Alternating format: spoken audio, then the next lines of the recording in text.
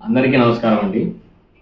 కేంద్ర ప్రభుత్వం నుంచి రాష్ట్ర ప్రభుత్వానికి స్థానిక సంస్థలకు సంబంధించినటువంటి డిసెంబర్ 2024 నుంచి సెప్టెంబర్ 2025 వరకు రావాల్సిన నిధులు 1120 కోట్ల రూపాయలు ఏమయ్యాయి అని వైఎస్ఆర్ కాంగ్రెస్ పార్టీ రాష్ట్ర ప్రభుత్వాన్ని ప్రశ్నిస్తుంటే మా పార్టీ నాయకుల మీద అక్రమంగా కేసులు కడుతున్నారు ఈ కూటమి ప్రభుత్వం. మేము అడుగుతున్నాం, ప్రతిపక్ష పార్టీల గొంతు నొక్కడమే మీ ధ్యేయమా? ఈ కూటమి ప్రభుత్వాన్ని ప్రశ్నిస్తున్నాం. ఆర్టీఐ సమాచార హక్కు చట్టం ద్వారా అడిగినా కూడా లిఖితపూర్వకంగా మీరు ఆ నిధులు ఏమి చేశారని చెప్పి సమాధానం చెప్పాల్సి వస్తుంది. సముద్రంలో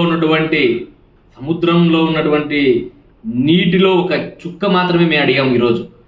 ఆ 1120 కోట్లు ఏమయ్యాయని చెప్పి అటువంటి ప్రశ్నకు కూడా సమాధానం చెప్పలేక మా పార్టీ నాయకుల మీద మీరు పెడుతున్న కేసులు చూస్తుంటే అందులో అవినీతి జరిగిందా అనే ప్రశ్న ఉత్పన్నమవుతుంది.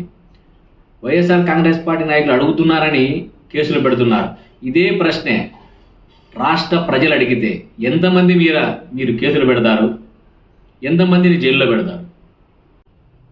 ఈ కూటమి ప్రభుత్వం చేస్తున్నటువంటి నియంతృత్వ ధోరణి అనేది రాష్ట్ర ప్రజలకు అర్థమవుతా ఉంది. లేకుంటే అడిగిన ప్రశ్నకు సమాధానం చెప్పలేక అక్రమ అరెస్టులు ఏంటో అర్థం కావడం లేదు.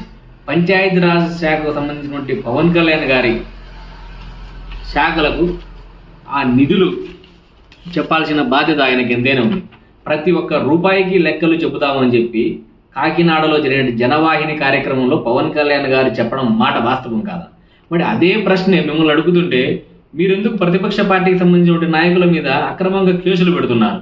ఇటువంటి చర్యను వైఎస్ఆర్ కాంగ్రెస్ పార్టీ తీవ్రంగా ఖండిస్తున్నాం. ప్రజలకు మీరు సమాధానం చెప్పి తీరాలి. ప్రజలకు చెప్పకోకుండా కూడా ఏదో ఒక రోజు కేంద్ర ప్రభుత్వం ఇచ్చిన నిధులు, మేమిచ్చిన నిధులు ఏం చేశారని చెప్పి ఆ కేంద్ర ప్రభుత్వమే అడిగితే మీరు సమాధానం చెప్పాల్సిన రోజు ఖచ్చితంగా ఉంటుంది. చెప్పాల్సిన అవసరం ఎంతైనా ఉంది. మీరు చేసినటువంటి ఇటువంటి అక్రమ అరెస్టులకు, అక్రమంగా పెడుతున్నటువంటి కేసులను మేము తీవ్రంగా ఖండిస్తున్నాం.